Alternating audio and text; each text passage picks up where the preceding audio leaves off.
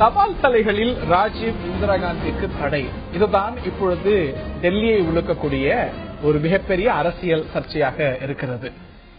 ராஜீவ் காந்தி, இந்திரா காந்தி உள்ளிட்டோர் மத்திய அரசாங்கத்தால் வெளியிடப்படக்கூடிய ஒரு தபால் தலையில் தொடர்ந்து இருந்து வந்தார்கள். நவீன இந்தியாவுடைய சிற்பிகள் என்ற பெயர்ல இவர்களுடைய தபால் தலைகள் ஸ்டாம்ப் ஆனது இருந்து வந்தது.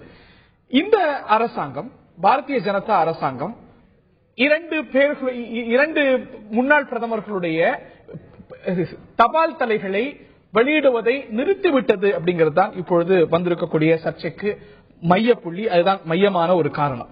தபால் தலைகளில் திடீர் மாற்றம், கௌரவ பகிர்வா, காழ்ப்புணர்வா அப்படிங்கிறது தான் எழக்கூடிய கேள்வி. மத்திய அரசாங்கம் என்ன சொல்கிறது? எல்லா ஆனரும் எல்லா புகழும் ஒரு குடும்பத்தை சேர்ந்த நபர்களுக்கே போகக்கூடாது. இப்ப நிறைய பல தலைவர்களை இந்த பட்டியலில் சேர்த்திருக்கிறோம். அபுல் கலாம் ஆசாத், சர்தார் வல்லபாய் பட்டேல், இவர்களுக்கெல்லாம் இந்த கௌரவம் போக வேண்டாமா அப்படிங்கிற வாதத்தை வைக்கிறது. எது சரி? இந்த முடிவு கௌரவ பகிர்வா, அரசியல் காழ்ப்புணர்வா என்ற கேள்வி எழுந்திருக்கிறது. விவாதிக்க இருக்கின்றோம் இன்றைய ஆயுதெழுத்து நிகழ்ச்சியில். இது சார்ந்த கூடுதல் விவரங்களை எமது சிறப்பு செய்தியாளர் சலீம் முதலில் தர கேட்போம். இந்த சர்ச்சையை ரொம்ப எளிமையாக புரிந்து கொள்ளலாம். அதாவது தபால் தலை எதற்காக அப்படின்னா, உதாரணத்துக்கு நான் இந்த பேப்பரை டெல்லியில இருந்து சென்னைக்கு அனுப்புறேன் அப்படின்னா ஒரு கவர் உள்ள போட்டு அனுப்புவேன். இந்த கொரியர் சார்ஜ் 5 ரூபா அப்படின்னா போஸ்ட் ஆபீஸ்ல போவேன், 5 ரூபா கொடுத்து ஒரு 5 ரூபா ஸ்டாம்ப் வாங்குவேன், கவர் மேல ஒட்டுவேன், அனுப்பி விடுவேன். அதாவது இந்த கொரியருக்கு உண்டான கட்டணத்தை நான் ஏற்கனவே அரசாங்கத்திடம் செலுத்திவிட்டேன் என்பதற்கான ஒரு அத்தாட்சி தான் ஸ்டாம்ப். அந்த ஸ்டாம்புடைய விலை ஸ்டாம்ப் மேலேயே போட்டிருக்கோம். இந்தியா என்ற பெயர் போட்டிருப்பாங்க, ஒரு தலைவருடைய படம் போட்டிருப்பாங்க. இப்பொழுது மத்திய அரசு என்ன முடிவெடுத்திருக்காங்க அப்படின்னா, இந்திரா காந்தி மற்றும் ராஜீவ் காந்தி இந்திய முன்னாள் பிரதமர்கள், இவங்களுடைய படம் இனிமேல் ஸ்டாம்ப்ல வெளிவராது. இதற்கு மாற்றாக பல்வேறு தலைவர்கள், அதாவது இந்தியாவை வழிநடத்தியவர்கள், இவங்க 2 பேர் மட்டும் கிடையாது, ஒரே ஒரு குடும்பத்தை சேர்ந்தவர்கள் மட்டும் கிடையாது, மாறாக நிறைய பேர் இருக்காங்க அப்படின்னு சொல்லி பாஜக சொன்னாங்க. இதற்கு காங்கிரஸ் கடும் கண்டனம் தெரிவித்திருக்கிறது. என்ன சொல்றாங்கன்னா, பாஜகவிற்கு ஒரு பயம் வந்துவிட்டது, காங்கிரஸ் முக்கிய தலைவர்களின் படம் வெளியே தெரிந்தால் மக்களுடைய மனது மாறிவிடும் என்று, இதனால் இந்த முடிவு எடுத்திருக்கிறது. இது அரசியல் காழ்ப்புணர்ச்சி காரணமாக எடுக்கப்பட்ட ஒரு முடிவு, இதை நாங்கள் வன்மையாக கண்டிக்கிறோம் அப்படின்னு சொல்லி காங்கிரஸ் சொல்றாங்க. பாஜக என்ன சொல்றாங்க? ஒரு குடும்பம் மட்டும் இந்தியாவை வளர்க்கவில்லை, முன்னாள் பிரதமராகவே இருந்தாலும் இந்தியாவில் பல முக்கிய நபர்கள் இருந்திருக்கிறார்கள் அப்படின்னு சொல்லி பாஜக பட்டியலிடுறாங்க. யார் பேர்ல எல்லாம் ஸ்டாம்ப் போட போறாங்க, யார் புகைப்படம் போட்டு ஸ்டாம்ப் போட போறாங்க அப்படின்னு சொல்லிட்டு, ஷியாமா பிரசாத் முகர்ஜி, தீன் தயாள் உபாத்யாயா, சுபாஷ் சந்திரபோஸ், சர்தார் வல்லபாய் பட்டேல், சிவாஜி, மௌலானா அபுல் கலாம் ஆசாத், பகத்சிங், பால் கங்காதர் திலக், ஜெயபிரகாஷ் நாராயணன், ரவீந்திரநாத் தாகூர், ராம் மனோகர் லோஹியா, சுப்பிரமணிய பாரதி, விவேகானந்தா, அன்னை தெரசா, ஸ்ரீனிவாச ராமானுஜம், மகாராணா பிரதாப், பீம்சேன் ஜோஷி, பண்டிட் ரவிசங்கர், பிஸ்மில்லா கான், MS சுப்புலட்சுமி. காங்கிரஸ் இன்னும், அதாவது பாஜக இன்னொன்னு ரொம்ப தெளிவா சொல்லிட்டாங்க, மகாத்மா காந்தி, நேரு அவர்களுடைய படத்தில் தொடர்ந்து தபால் தலைகள் வெளிவந்து கொண்டிருக்கும், எந்த மாற்றங்களும் செய்யப்படவில்லை, யோகா படம் பதித்த தபால் தலையும் வெளியிடப்படும் அப்படின்னு சொல்லிட்டு மத்திய அரசு இதற்கு ஒரு விளக்கம் கொடுத்திருக்காங்க. பொதுவா தபால் தலை 2 முறையாக வெளியிடுவார்கள். ஒன்று அன்றாட நாட்களில் பயன்படுத்தப்படும் தபால் தலை, இன்னொன்று சிறப்பு அக்கேஷன்ஸ்ல இன்னார் தலைவருக்கு மரியாதை செலுத்தும் வகையில் தபால் தலைகளும் வெளியிடப்படும். அவர் சொன்னது போல கமெமரேட்டிவ் ஸ்டாம்ப்ஸ், டெஃபினிட்டிவ் ஸ்டாம்ப்ஸ் என்று 2 வகைகள்ல இந்த ஸ்டாம்ப், ஒரு தபால் தலை பிரிக்கப்படுகிறது. இந்திரா காந்தி, ராஜீவ் காந்தி இவர்களுடைய தபால் தலை ஸ்டாம்ப் வெளிவராது அப்படிங்கிறது ஒரு ஸ்டாம்ப் வாரை, ஒரு யுத்தத்தை, அரசியல் யுத்தத்தை ஏற்படுத்தி இருக்கிறது. இது பற்றித்தான் இன்றைய ஆயுதெழுத்து நிகழ்ச்சியில் விவாதிக்க இருக்கின்றோம். இது கௌரவ பகிர்வா, காழ்ப்புணர்வா? கேட்போம். நிகழ்ச்சியில் நம்முடைய பத்திரிகையாளர் திரு வெங்கடேசன் அவர்கள் இணைகிறார். பாரதிய ஜனதாவுடைய மாநில துணைத் தலைவர் வானதி ஸ்ரீனிவாசன் அவர்கள் இணைகிறார். அரசியல் விமர்சகர் திரு பிரகாஷ் சுவாமி அவர்கள் இணைகிறார். மற்றும் காங்கிரஸ் கட்சியுடைய செய்தி தொடர்பாளர் திரு திருச்சி வேலுசாமி அவர்கள் திருச்சியிலிருந்து இணைகிறார். நால்வரையும் இந்த நிகழ்ச்சிக்கு அன்போடு வரவேற்கின்றோம். முதல் கேள்வி வானதி அவர்களுக்கு தான். இது காழ்ப்புணர்வு இல்லாமல் என்ன? 2 முன்னாள் பிரதமர்களுடைய தபால் தலை வராது அப்படிங்கிறது காழ்ப்புணர்வு இல்லாமல் என்ன? ஒரு குடும்பத்தை சேர்ந்தவங்களுக்கு மட்டும் இவ்வளவு கௌரவமா அப்படின்னு கேட்கறீங்க. அவங்கள்ட்ட மட்டும் இருக்கக்கூடாது, மற்ற நவீன இந்தியாவுடைய சிற்பிகளும் இருக்கணுங்கிறது மாற்று கருத்து இல்ல. மற்ற பலரை சேருங்க, மாற்று கருத்து இல்ல. ஏன் இவர்களை நீக்கிட்டு சேர்க்கறீங்க அப்படிங்கறதான் கொஸ்டின். இதற்கு முன்னாடி ஸ்டாம்ப் விஷயத்துக்கு முன்னாடியே திட்டங்களுக்காக மத்திய அரசாங்கம் புதிதாக பெயர் சூட்டுவது போது இதே மாதிரி காங்கிரஸ் ஒரு பிரச்சனை கிளப்பினாங்க. இந்த மாதிரி எங்களோட திட்டத்துக்கு பேரு மாத்துறாங்க. இந்த மாதிரி வழக்கமா ஒரு அரசியல் பார்வையாளர்கள் இல்ல ஜெனரலா இருக்கக்கூடிய மக்கள் புதிதாக ஒரு கட்சி ஆட்சி அமைத்திருக்கிறது அப்படிங்கும் போது அவர்களுக்கு அரசாங்கத்தினுடைய திட்டங்கள்ல பெயர் சூட்டுவதற்கு நீக்குவதற்கு எல்லா உரிமைகளும் உண்டு. அந்த வகையில பார்க்கும்போது இது எங்களுக்கு உரிமை இருக்கு, நாங்க என்ன வேணா பண்ணுவோம் அப்படிங்கிற அகங்காரத்துக்காக சொல்லல. எங்களுக்கு அப்சல்யூட் மெஜாரிட்டி இருக்கு, என்ன வேணாம் இல்ல. ஆனா இந்த நாட்டை பொறுத்த வரைக்கும் இது ஸ்டாம்ப் மட்டும் இல்ல. ஸ்டாம்புங்கிறது இன்னைக்கு நம்மளுக்கு தெரியும். நீங்க சொல்றது அடிப்படையான விஷயம். இவங்க 2 பேர்த்தையும் சேர்த்துக்கோங்க, மற்றவங்களையும் சேர்த்துக்கோங்க.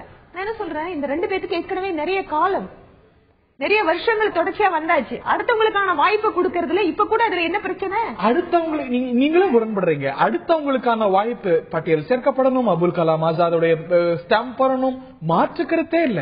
நவீன இந்தியால நிறைய சிற்பிகள் இருக்காங்க, பெருமை மிகு தேசம், மாற்று கருத்து இல்ல. ராஜீவ் காந்தியும் ஸ்ரீமதி இந்திரா காந்தியும் நவீன இந்தியாவுடைய சிற்பிகள் இல்லைன்னு சொல்றீங்களா? நான் என்ன சொல்றேன், இல்லைங்க, இதுவரைக்கும் அவர்களுக்கு என்று ஒரு மிகப்பெரிய ஒரு ஸ்பேஸ் அங்க கொடுத்தாச்சு.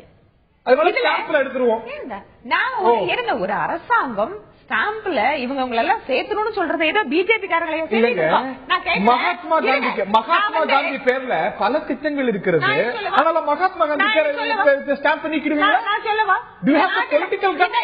இந்த நாட்டுல நான் சொல்லுவேன், இந்த நாட்டுல மகாத்மா காந்தியோட திட்டங்களுக்கு எவ்வளவு பேர் இருக்கு?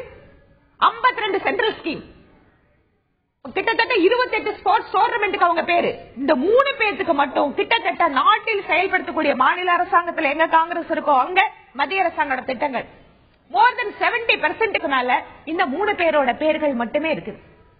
24 டோர்னமெண்ட், அதுக்கப்புறம் 12 போர்ட், 5 ஏர்போர்ட், டிராபிஸ், எத்தனை விஷயங்கள், ரோடு, பிளேஸ், எல்லாத்துக்கும் இந்த 3 பேர் உறுத்தது இல்லைங்க. மத்தவங்களுக்கு இடம் வேணும்னு கேக்குறோம், எங்களுக்கு உறுத்தல.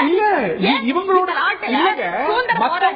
மத்தவங்களுக்கு இடம் இருக்கணும், they have to be recognized, மாற்று கருத்து இல்ல.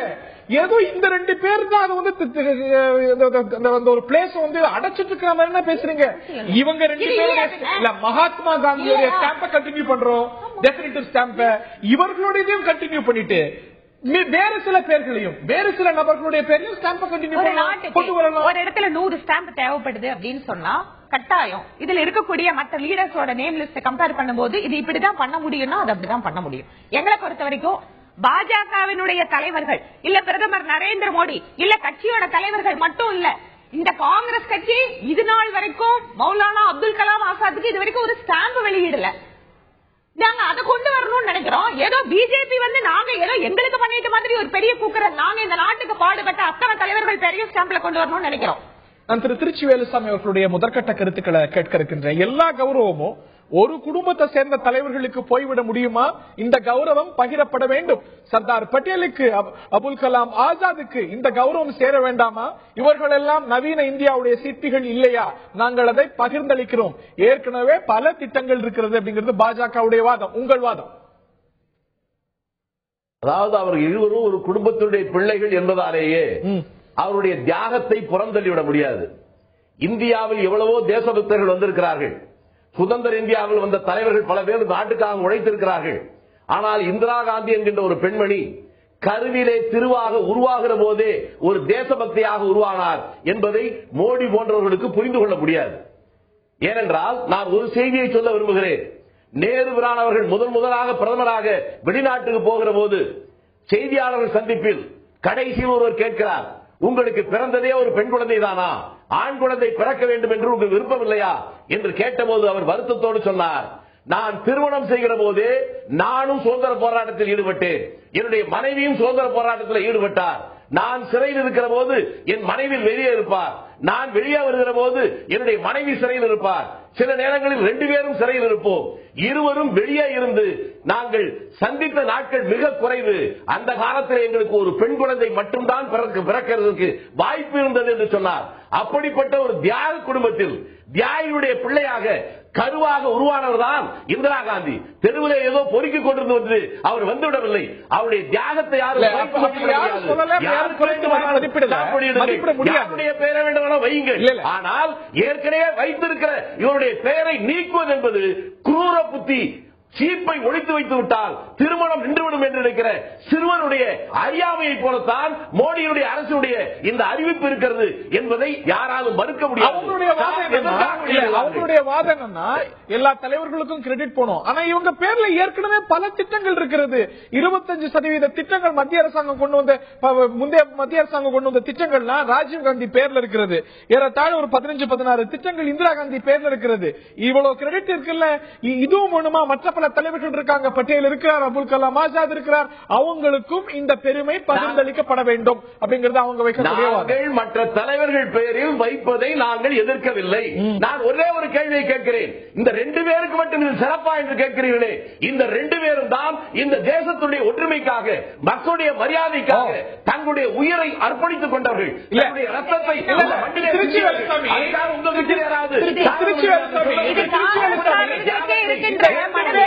பணியாற்றினாங்க, ஒருங்கிணைச்சாங்க, நல்லது செஞ்சாங்கன்னு சொல்லுங்க. இவங்க 2 பேரும் தான் செஞ்சாங்கன்னு சொல்லாதீங்க. அங்கதான் பிரச்சனை. சொல்லவில்லை, யார் பெயரை வேண்டுமானால் வையுங்கள். அதுதான் என்னுடைய கேள்வி. இல்ல, இவர்களுடைய பெயரை எடுப்பதற்கு என்ன காரணம்? இல்ல, இந்த 16 ஸ்கீம், ராஜீவ் காந்தி ஆவாஸ் யோஜனா, ராஜீவ் காந்தி உத்யான் மித்ரா யோஜனா, ராஜீவ் காந்தி பஞ்சாயத் அபியான், ராஜீவ் காந்தி கிராமீன் வித்யூ, இந்த மாதிரி 16 திட்டங்கள் ராஜீவ் காந்தி பேர்ல, இந்திரா காந்தி பேர்ல பல திட்டங்கள். இல்ல, இவங்களுடைய வாதம் நீங்க ஹேமாமாலினி பேர்ல கூட வைங்க, நாங்க வேணாங்கல.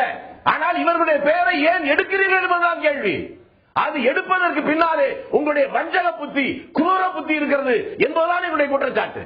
இதைத்தான் நான் தெரிவிக்கிறேன். அவர்கள் மீது இந்த பொறாமை, மக்களுக்காகவும் இந்த மக்களுடைய கலாச்சாரத்தோடும் தங்களை இணைத்துக் கொண்ட, தங்களுடைய வாழ்க்கையை அர்ப்பணித்துக் கொண்ட அந்த தியாகிகளை நீங்கள் பெருமைப்படுத்த வேண்டாம், கொச்சைப்படுத்தாதீர்கள். அதுதான் எங்களுடைய வேண்டும். உங்களுடைய முதற்கட்ட கருத்தை நான் ஏத்துக்கிறேன். நான் திரு வெங்கடேசன் அவர்கள்ட்ட கேட்க விரும்புறேன். இந்த பிரச்சனையுடைய அடிப்படையே தான், நீங்க புதிய பல தலைவர்கள் சேர்க்கப்படணும், முந்தைய காங்கிரஸ் அரசாங்கத்திலேயே சேரல, முந்தைய அரசாங்கங்கள் ஏன் இவர்களெல்லாம் கொண்டு வரல, ரொம்ப நியாயமான விஷயம்.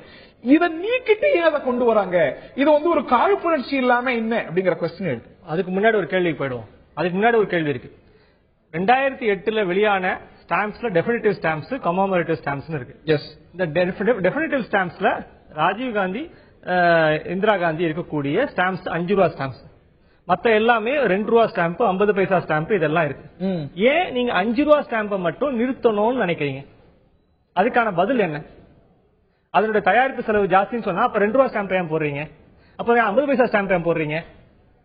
நோக்கம் அதாவது கேள்வி 5 ரூபா ஸ்டாம்ப் நான் நிறுத்துறேன், 5 ரூபா ஸ்டாம்ப் நான் நிறுத்துறேன்ற ஒரு காரணம், அந்த 2 ஸ்டாம்ப் மட்டும்தான் இந்த 2 பேருடைய படம் அதுல இருக்கு.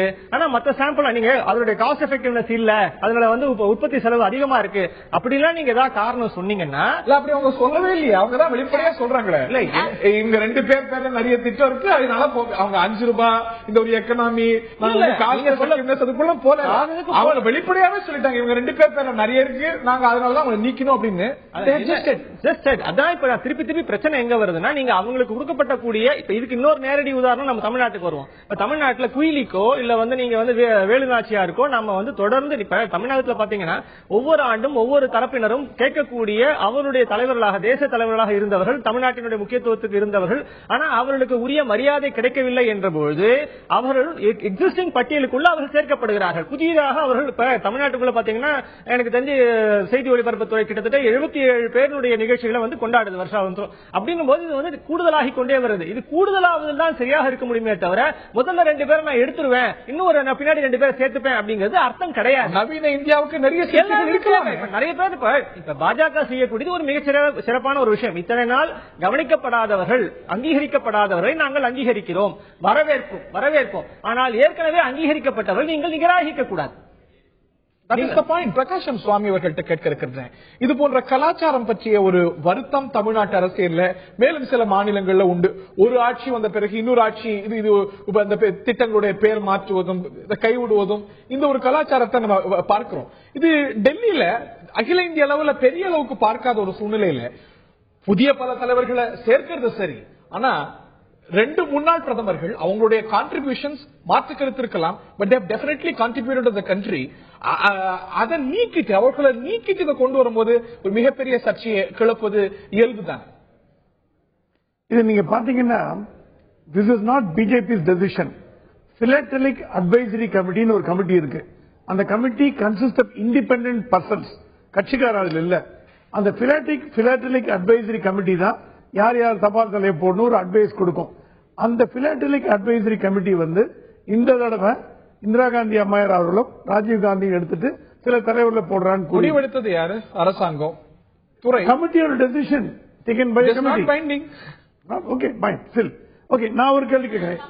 போட்டதுக்கு அப்புறம் அந்த ரெக்கமெண்டேஷன் மரியாதை அந்த ரெக்கமெண்டேஷன்லயே அது யார் கொடுத்ததோ அதுல ஒரு ரேஷனல் இருக்காங்க என்னுடைய கேள்வி. அவங்க என்ன ரீசன் கொடுத்திருக்காங்கன்னா, இது வந்து ஒரு ஃபேமிலி மட்டும் ப்ரொஜெக்ட் பண்ணிருக்க கூடாது, பிராட் பேஸ்டா மத்தவங்களுக்கும் கொடுக்கணும்னு. நீங்க பாத்தீங்கன்னா அப்படி ஒரு காங்கிரஸ் பீரியட் அவங்க மட்டும் இருக்க கூடாதுங்கிறதுல நிறைய பேர் ஏத்துக்கிறாங்க.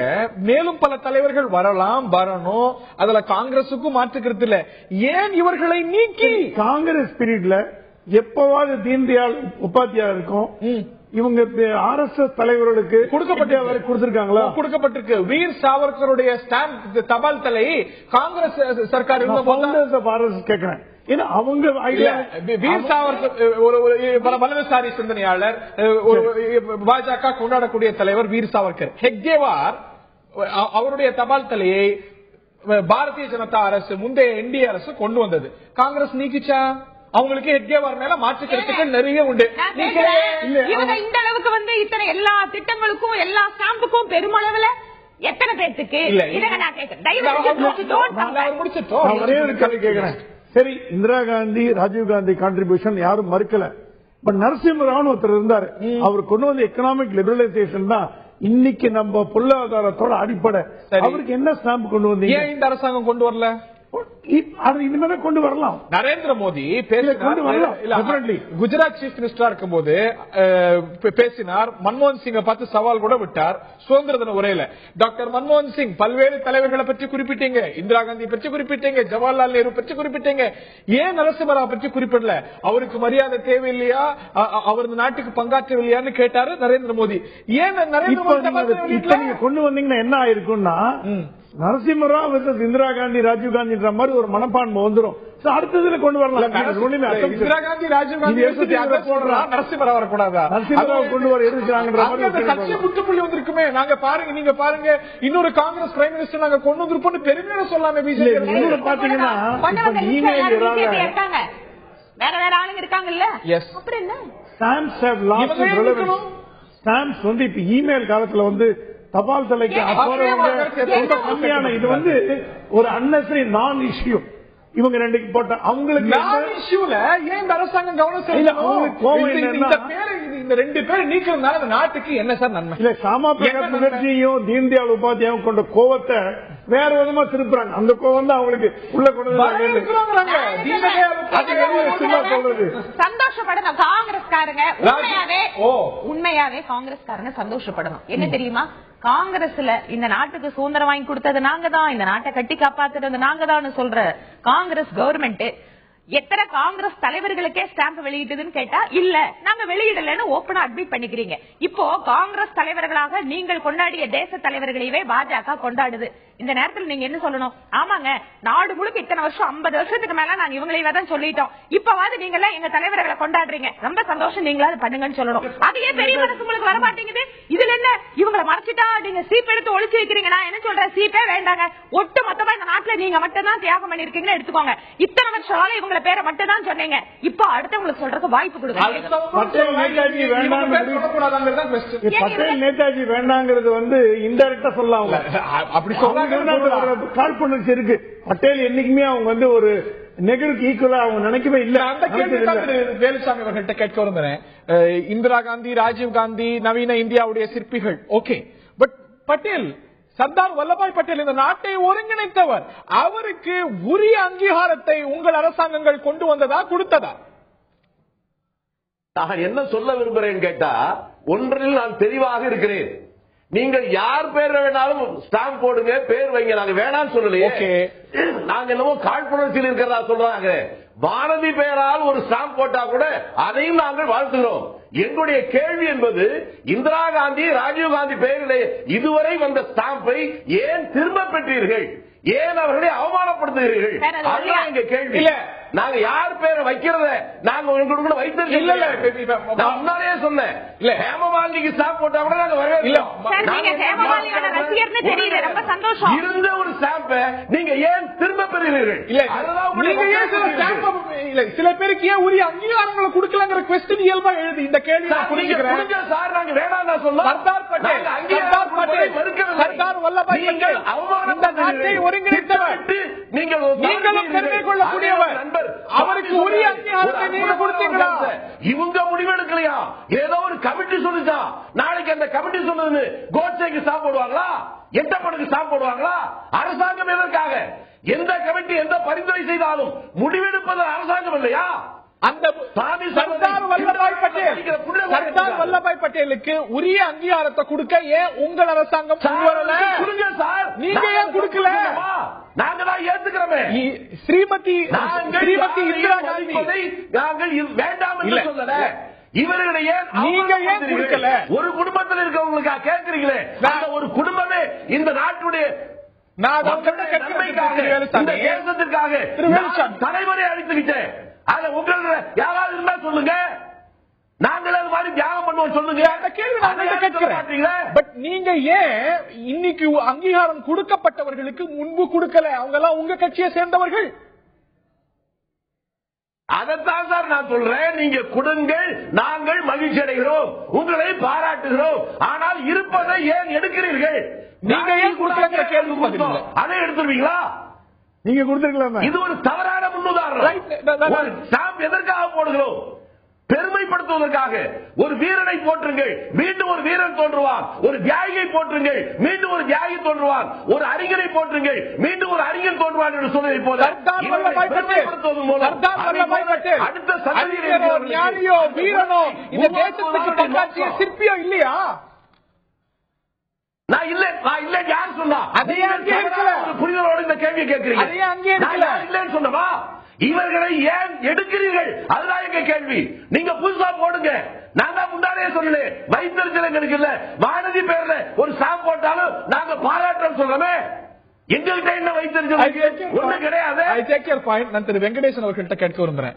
இதுக்கு முன்னுதாரணங்கள் நமக்கு இல்ல. இந்த ஸ்டாம்ப் விவகாரத்துல பொறுத்த வரைக்கும் ஹெட்கேவாருக்கு வாஜ்பாய் ஸ்டாம்ப் வெளியிட்டார். பிறகு வந்த டாக்டர் மன்மோகன் சிங் அதை நீக்கல. காங்கிரஸ் அரசாங்கம் நீக்கல. நீக்கும் பொழுதுதான் இந்த ஒரு பிரச்சனை. பிரகாஷ் அவர்கள்ட்ட வலியுறுத்தது போல தமிழ்நாட்டு அரசியல்ல வேறு மாநில அரசியல்ல பார்த்த விஷயம் டெல்லி வரைக்கும் அகில இந்திய அளவிலையும் அந்த ஒரு விஷயம் ஒரு காழ்ப்புணர்ச்சி மேலோங்கிட்டு இருக்கோம். இல்ல அடிப்படையில இவங்க வந்து ஒரு மாற்று சிந்தனை. இது வந்து நீங்க இப்படி காலத்தை இப்படி புரிஞ்சுக்கோங்க சார். என்னன்னா காலம் வந்து இன்னைக்கு ஒரு சேஞ்சுக்குள்ள ஒன்று இருக்கு. அதாவது ஒரு கலாச்சார மாற்றம் ஒன்று நடந்து கொண்டிருக்கு. தேசிய அளவுல இது நாள் வரைக்கும் சொல்லப்பட்ட சிந்தனைகளிலிருந்து ஒரு மாற்று சிந்தனையை திருப்பி பாஜக வந்து வலியுறுத்தி அதை வந்து நிலைநிறுத்திக் கொண்ட முயற்சியில் இருக்கு. இது வந்து தவறு கிடையாது. ஒவ்வொரு காலகட்டத்திலும் ஒரு 50 ஆண்டுகள் ஒரு சிந்தனை போக்கு வந்து இங்க வலுவாக இருந்தது. மாற்று சிந்தனை போக்கு இங்க கொண்டு வந்து வைக்கும்போது ஏற்படக்கூடிய உரசல்கள் தான் இந்த மாதிரியான விஷயங்களாக வெளியே வருகின்றன. இந்த உரசல்கள் தவிர்க்க முடியாதவை ஒன்று. இரண்டாவது, இதில் இருக்கக்கூடிய நியாயங்கள் என்ன அநியாயங்கள் என்ன அப்படிங்கிற ஒரு பார்வை ஒன்று தேவை. இப்போ இதுல என்னன்னா இந்த பாஜக அரசாங்கம் இப்ப முந்தைய ஆட்சியில் இருக்கக்கூடிய முக்கிய தலைவர்களை அல்லது காங்கிரஸ் பேரியக்கம் உருவாக்கி தந்த முக்கிய தலைவர்களை அங்கீகரித்து ஏற்றுக்கொண்டு அதற்கு மேல் செல்ல வேண்டுமே அன்றி இதற்கு அதில் வந்து முற்றிலும் மறுத்துவிட்டு செல்வது என்பது இங்கே இருக்கக்கூடிய பல்வேறு தரப்பினரையும், அதாவது நீங்க இந்த நாட்டினுடைய அதாவது பாஜக ஓட்டு போட்டவர்களுக்கு மட்டும் நீங்கள் ஆட்சி நடத்துகிறீர்கள், நீங்க காங்கிரஸ் ஓட்டு போட்டவர்களும் சேர்த்து தான் நீங்க ஆட்சி நடத்துகிறீர்கள். அப்படின்ற போது இது வந்து இது அத்தனை தரப்பினருடைய மனதையும் புண்படுத்தாமல் நீங்கள் ஆட்சி நடத்த வேண்டுமே அன்றி நீங்கள் ஒரு தரப்பினருடைய கருத்தை மட்டும் வலியுறுத்துவதற்காக ஒரு ஆட்சியை நடத்தவில்லை என்ற ஒரு புரிதலோடு இதை அணுக வேண்டும். அது நீங்க இந்த உரசல் வந்து நியாயம் தான். ஏன்னா கலாச்சார மாற்றம் நிகழும் போது, சிந்தனை மாற்றம் நிகழும் போது இந்த மாதிரியான உரசல் தவிர்க்க முடியாது. திரு வேலுச்சாமி சொல்றாரு, இன்னும் நிறைய பேர் கொண்டு வாங்க. அவர் வந்து சொல்றீங்க, அவர் அடிப்படையில ஒரு கேள்விக்கு பதில் சொல்லல. நீங்க ஏன் அதுக்கெல்லாம் முக்கியத்துவம் கொடுக்கல, நீங்க ஏன் இன்னைக்கு தபால் தலை போடலங்கிறதுக்கு அவர்கிட்ட பதில் இல்ல. அதனால அவர் வந்து அதை விட்டுடுங்க. அந்த பதில் அவராலையும் சொல்ல முடியாது, காங்கிரஸ் தலைமையாலும் பதில் சொல்ல முடியாது. அடிப்படையில் என்ன நடக்குதுன்னா, இதனால் வரைக்கும் ஒரு 50-57 ஆண்டுகள் வந்து காங்கிரஸ் ஆட்சி நடந்திருக்கிறது என்ற ஒரு காலகட்டத்தில் இன்று மாற்று சிந்தனையோடு இருக்கக்கூடிய ஒரு மாற்று அரசாங்கம் வருகிறது. இந்த அரசாங்கத்திற்கு இருக்கக்கூடிய சிந்தனை போக்கு, இது ரெண்டு விதமான சிந்தனை போக்குகள் இங்கே உரசிக் கொண்டிருக்கிறது. இருக்கின்றன. பிரச்சனை என்னவென்றால் இந்த சிந்தனை போக்கையும் உள்வாங்கிக் கொண்டு இந்த பாஜக அரசாங்கம் மேலே செல்ல வேண்டுமே என்று அதை முற்றிலும் புறக்கணித்து விட்டோ இல்ல அத்தனை அதை இருட்டடிப்பு செய்து விட்டோ அதை மறுத்து விட்டோ நீங்கள் செல்ல வேண்டும் என்று நினைப்பதுதான் இதில் இருக்கக்கூடிய மிகப்பெரிய பிரச்சனை. நாட்டில் எவ்வளவோ பிரச்சனை இருக்கிறது திரு பிரகாஷ் சுவாமி, அதுல கவனம் செலுத்தணுமா? எந்த பேரை யாருடைய தபால் தலையை நிறுத்தலாம், எந்த திட்டத்துடைய பேரை மாற்றலாம், இது ஒரு அரசாங்கத்துடைய பிரையாரிட்டியா இருக்கணுமா? இல்ல இப்ப பாத்தீங்கன்னா இஷ்யூவே இல்ல நான் சொன்னதுக்கு காரணம் போஸ்டலோட யூஸ் குறைஞ்சிட்டு வருது. டெக்னாலஜி டெவலப் ஆன அவுட்டு இமெயில் ரொம்ப யூஸ் ஆகுது. எல்லாமே இ ஃபைல், இன்கம் டாக்ஸோட இ ஃபைல் பண்றோம். அப்படியே தபால் அனுப்பினா கூட கூரியர்ல போய் கொடுத்துறாங்க. சோ தபால் தலை சேர்த்திருக்காங்களே இந்த தலைவர்கள், அவங்களுக்கு எல்லாம் மரியாதை செலுத்த யூசேஜ் போஸ்டல் குறைஞ்சிட்டு வருது. அது இல்லாம கவர்மெண்ட், காங்கிரஸ் கவர்மெண்ட் ஒரு ஸ்கீம் அனௌன்ஸ் பண்ணாங்க 2 வருஷத்துக்கு முன்னாடி. உங்களோட முகத்தை வச்சு தபால் தலை போட்டுக்கலாம், என்னோட முகத்தை வச்சு தபால் தலை போட்டுக்கலாம். 150 ரூபாய். திருச்சி வேலுசாமி அவர்கள், திருச்சி வேலுசாமி அவரோட போட்டோ வச்சு தபால் தலை போடலாம். தலைமுறை கூட யாரு வேணுமானாலும் போடலாம், நான் வேணாங்கல. இல்ல இது எல்லாரோட காங்கிரஸ் கொண்டு வந்ததுதான். யாரோட தபால் முகத்தையும் போட்டு என் வீட்டு நாய்க்குட்டியை கூட படம் எடுத்து போட்டு தபால் தலை வெளியிட முடியும். சரி, பட் இது இல்ல ஒரு நீக்கத்துல ஒரு அரசாங்கம் கவனம் போடுறதுக்கு தயாராயிட்டீங்கன்னு அர்த்தம். எக்ஸ் நம்பர் ஒரு நாய்க்குட்டி போட தப்பு இல்ல. ஏன்னா நாய் மாதிரி ஒரு அன்பான பிராணி உலகத்துல பார்க்க முடியாது. நீங்க தயாராயிருக்கீங்க அதான சொல்றீங்க. கண்டிப்பா செல்ல பிராணிகள் போடலாம். இது என்னன்னா நான் சொல்ல வந்தது, ஒரு எக்ஸ் நம்பர் போஸ்டேஜ் ஸ்டாம்ப் தான் போட முடியும். ஒன்னு எடுத்தாதான் ஒன்னு போட முடியும்ன்ற நம்பர் வரும்போது அந்த கவுண்ட் 50, 40 இருக்கும். சோ அவங்க ஆட் பண்ணும்போது நேச்சுரலி ஒரு 4 எடுத்துட்டு 2, 3 ஆட் பண்ணலாம். சோ இது ஒரு இஷ்யூவா ஆக்குறதுக்கு காரணமே அவங்க முன்னாள் பிரதமர் ஒரு நம்பர் பிரச்சனை அப்படின்னு அரசாங்கம் கூட தன்னுடைய அரசாங்கம் எல்லாத்தையும் சொல்லிட்டு இருக்க முடியாது. இப்படி இருக்கலாம் இன்னைக்கு அப்படி நம்பர் தான் பிரச்சனைனா இவ்வளவு எண்ணிக்கையில தலைவர்களை சேர்த்துக்க மாட்டாங்க. டீடைல்ஸ் போக வேண்டிய இவ்வளவு எண்ணிக்கையில சேர்த்துக்க மாட்டாங்க. சேர்த்துக்க முடியாது, தாராளமா பண்ணலாம். நீங்க ஒரு விஷயம் 5 ரூபா ஸ்டாம்ப்ல வரக்கூடிய டிஃபரன்ஸ்ல யோகா இந்திரா காந்தி ஸ்டாம்ப மாத்துறாங்க. ஓகே, இது இல்லாம காங்கிரஸ்காரங்க இன்னைக்கு வைக்கிற குற்றச்சாட்டு பார்த்தா ஏதோ இந்திய நாடு முழுக்க இந்திரா காந்தி, ராஜீவ் காந்தி பேர்ல இருக்கிற எல்லாத்தையும் நாங்க ஏதோ மாத்தி அவங்களை அப்படியே புறக்கணிப்பு செஞ்சு மக்கள்கிட்ட மறக்கடிக்கிற மாதிரி ஸ்டாம்ப்ல இருக்கிற தலைவர்களை அடிக்கடி பார்த்தா பிஜேபி காரங்களுக்கு பயம் வந்துட்டு நல்லா பேசுறாங்க. இதெல்லாம் நவீன இந்தியாவுடைய சிற்பிகள் அப்படிங்கிற தலைப்புல நிறுத்துறாங்க. நவீன இந்தியாவுடைய சிற்பிகள் இல்லையா இந்த 2 முன்னாள் பிரதமர்கள் இருக்காங்க? நவீன இந்தியாவினுடைய சிற்பிகள்ல இவர்களுக்கு எக்கச்சக்கமான இடம் ஏற்கனவே கொடுத்திருக்கு. அதனால இப்ப எங்களுக்கு ஒரு இன்னைக்கு பாரத பிரதமரா இருக்காரு, அதனால ஒரு எக்ஸ் அபிஷியோ பொசிஷன் கொடுப்பாரு. நான் கேக்குறேன் உட்கார்ந்துட்டு இதுதான் கவர்மெண்ட் வேலையான்னு கேக்குறீங்களே, கவர்மெண்ட்டுக்கு இதுவும் வேலைதான். இது ஒரு பார்ட் ஆஃப் கவர்மெண்ட். இதுல கவனம் செலுத்தணுமா? இதுல கவனம் என்ன இருக்கு? ஒரு கமிட்டியோட ரெக்கமெண்டேஷன் வருது, ஒரு கவர்மெண்ட் ஆர்டர் போடுறோம். இதுலயே என்டையர் கேபினெட் உட்கார்ந்து ஸ்டாம்ப் பத்தியே ஒரு நாள் முழுக்க விவாதிச்சுட்டாங்களா? என்ன பேசுறீங்க? கவர்மெண்ட்டுக்கு இதுவும் தான் வேலை. அதனால கவர்மெண்ட்டுக்கு இதெல்லாம் வேலையான்னு கேட்டா அரசாங்கத்தோட கொள்கை முடிவு எடுக்கிறது எந்த நேரத்துல எது எடுக்கணும் அரசாங்கம் அதை நிச்சயமா எடுக்கும். அவ்வளவு முக்கியத்துவம் வாய்ந்த ஒரு விஷயமா முக்கியத்துவம் வாய்ந்தா நீங்க தான் மாத்திட்டு இருக்கீங்க, காங்கிரஸ் மாத்திட்டு இருக்கு. திரு வேலுச்சாமி அவர்கள்ட்ட கேட்க விரும்புறேன். இதுல இன்னொரு கேள்வி, நரசிம்மராவுக்கு நீங்க என்ன முக்கியத்துவம் கொடுத்தீங்க? ஸ்டாம்ப் வெளியிடுறதுக்கு இருக்கட்டும், ஸ்டாம்ப் வெளியிடல அது வேற விஷயம். சர்தார் பட்டேலுக்கு வெளியிடல, ஒரு சிலையை வைக்கல, ஒரு சமாதி கூட வைக்கல. மன்மோகன் சிங் உடைய முக்கியத்துவம் கொடுக்காமலா ஒரு பிரதமரா வந்தாரு. இல்ல சஞ்சய் பாரு டாக்டர் கேள்வி என்பது இந்த 20 படத்தையும் எடுக்க வேண்டிய அவசியம் என்ன என்பதுதான். நீங்க ஏன் படத்தையும் போடுவதில் எங்களுக்கு எந்த விதமான ஒரு நினைவு சின்னம் இருக்கா? நினைவு சின்னம் இருக்கா? சொல்லுங்க. எல்லா பிரதமருக்கு இருக்கு, ஜெகஜீவன் ராமுக்கு இருக்கு, எல்லா தலைவர்களுக்கு இருக்கு. நரசிம்மராவுக்கு டெல்லியில ஏன் நினைவு சின்னம் காங்கிரஸ் அரசு அமைக்கவில்லை? ஏனென்றால் அவர் சோனியாவுக்கு எதிரானவர். நினைவு சின்னத்தை நாங்க அதையெல்லாம் தடுக்கலையே.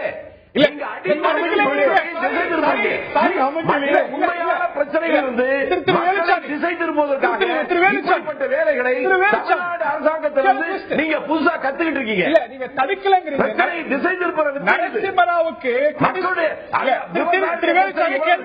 தொழிலாளருடைய பிரச்சனை எவ்வளவு இருக்கு? நிர்வாகத்தை மேம்படுத்துங்க. வேலுச்சாமி கேள்வி எடுத்துக்கோங்க. நீங்க நரசிம்மராவுக்கு கிடைக்கக்கூடிய அங்கீகாரத்தை தடுக்கலங்கிறீங்க. ஆனா அவருக்கு கிடைக்கக்கூடிய அங்கீகாரம் தடுக்கப்பட்டிருக்கிறது அப்படிங்கிற குற்றச்சாட்டை வைப்பவர் வேறு யாரும் இல்ல, டாக்டர் மன்மோகன் சிங்குடைய ஊடக செயலாளர். நான் உங்களுக்கு சொல்றேன், முதலே சொல்லிட்டேன். அகமது காங்கிரஸ் கட்சி தானே இல்ல, அதை விட வேற என்ன அவருக்கு ஒரு டெல்லியில ஒரு அங்கீகாரம் தரணுங்கிறது நீங்க ஒண்ணும் ஏமாற்று வித்தை. நரசிம்மராவுக்கு டெல்லியில ஒரு நினைவு சின்னம் கிடைக்க கூடாது அப்படின்னு சோனியா காந்தி முனைந்தார் அப்படின்னு டாக்டர் மன்மோகன் சிங் உடைய ஊடக செயலாளர் சொல்றார். என்னிடம் அதற்கான யாரு வேண்டாலும் சொல்றீங்க, அதை மறைக்க வேண்டிய அவசியம் இருக்கு. அந்த ரெக்கக்னிஷன் யார் உத்தரவு போட்டும் கடல் அலைய மறைக்க முடியாது. இந்த நாட்டுடைய வரலாற்றை யாரும் மறைத்து விட முடியாது. இதுல என்ன தெரியுதுன்னா, காங்கிரஸ்னாலே நேரு, காந்தி, ராஜீவ் காந்தி தான் இருக்கிறவரை, காங்கிரஸ் என்றாலே இந்திரா காந்தி, ராஜீவ் காந்தி தான், வேற யாரும் காங்கிரஸ் இல்ல.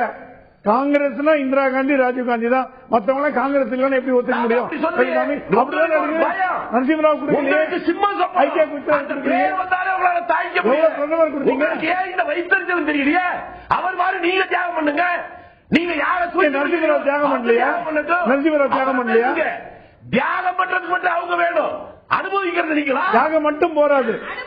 காங்கிரஸ்காரங்க சார். வேற என்ன வேணும்? ஜிங்ஜா அடிக்கணுமா? வேற என்ன பண்ணணும்? நீங்க இன்னும் 5 வருஷம் இல்ல. என்ன காரணத்தினால் சர்தார் பட்டேலுக்கு, நரசிம்மராவுக்கு அங்கீகாரம் கிடைக்கப்படல? காங்கிரஸ் சர்க்கார் இருந்தது, பலருக்கு கொடுத்தது அங்கீகாரத்தை. பேரை யாரும் மறைக்க முடியாதுங்க. மறைக்கிறது அதே போல எவனையும் மறைக்க முடியாது. வச்சு சூரியனை அது அறியாமை. அதே போல மறைத்து விட முடியாது. இந்த அரசாங்கம் ஏன் இருந்த தலைவருடைய பெயரை எடுக்கிறதுன்னு கேட்டா, அதை விட்டுட்டு உப்பு ஊந்தினான்னு கேட்டா பப்பு ஊந்தின்னு சொல்ற மாதிரி நம்ம பிரகாஷ் அங்கீகாரம் கிடைக்க வேண்டியவர்களுக்கு ஏன் இதற்கென்ற பதில் அதை சொல்லுங்க. அங்கீகாரம் கிடைக்க வேண்டியவர்களுக்கு அங்கீகாரம் கொடுக்கல? கேள்வி குழந்தைத்தனமான பதில். அங்கீகாரம் கிடைக்க வேண்டியவர்களுக்கு நீங்க மறுத்தங்க அப்படிங்கிறது இதோட தொடர்பு உடைய ஒரு விஷயம் தான். காங்கிரஸ் ஆட்சி வந்தாவிட்டு வந்து பிஜேபி கவர்னர் யாரையும் நீக்கலையா? நீங்க பதவிக்கு வந்த உடனே எதையும் மாத்தலையா? இல்ல, கவர்னர் நீக்கிறது எல்லாரும் பண்றாங்க, வேற விஷயம். எல்லாரும் எப்படி பண்றாங்க? கல்வி பண்ணுவீங்களா? நீங்க தூக்கி பிடிக்கிற தலைவர் யாராவது உயர்வுட்டவர் சொல்லுங்க. எந்த குடும்பமாவது நான் தலைவரையா இந்த நாட்டுக்காக சொல்லுங்க. தியாக பாரம்பரியம் உள்ள குடும்பத்தை கொச்சைப்படுத்துகிறது. நீங்களும் உங்களை போன்றவர்களும் சுதந்திரமா பேசுகிற இந்த உரிமை வாங்கி தருவதற்கு அந்த குடும்பம் செய்த தியாகத்திற்கு நீங்கள் அதே சுதந்திரம்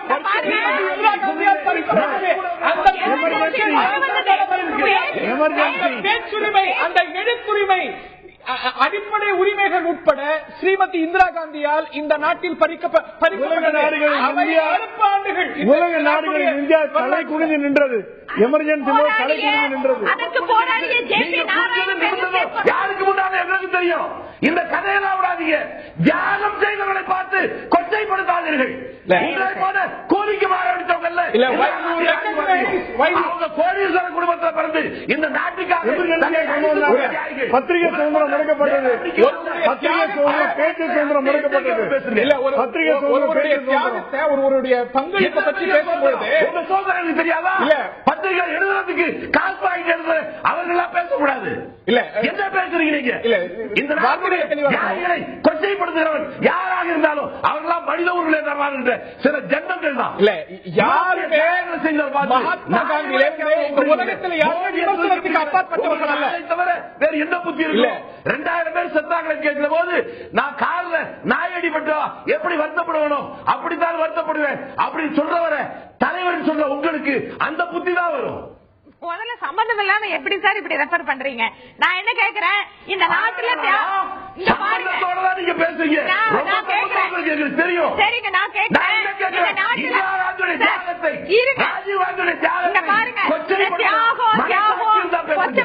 திருப்பி திருப்பி இந்த வார்த்தைகளை பயன்படுத்துறீங்க. இந்த நாட்டுல தியாகம்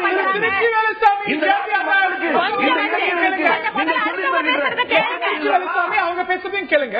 அதாவது இந்த நாட்டுல தியாகம் பண்ணி இருக்கிற குடும்பம் அவங்கதான். ஏன்னா அவங்க கோடீஸ்வரங்களா இருந்து உயர விட்டுருக்காங்க. நான் சொல்றேன், இந்த நாட்டில் கடைக்கோடி குடிமகன் கூட இந்த நாட்டுக்காக தியாகம் பண்ணிருக்காங்க.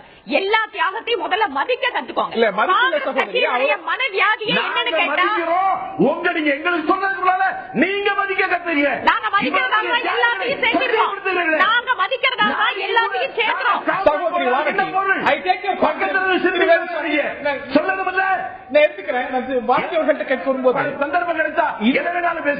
இந்திரா காந்திய துர்கா என்று சொன்னவர் அடல் பிஹாரி வாஜ்பாய். அதுல அத்வானிக்கு வேற மாற்று கருத்து சொன்னாரா அப்படிங்கறதுல அவர் வேற ஒரு கருத்து சொல்றாரு.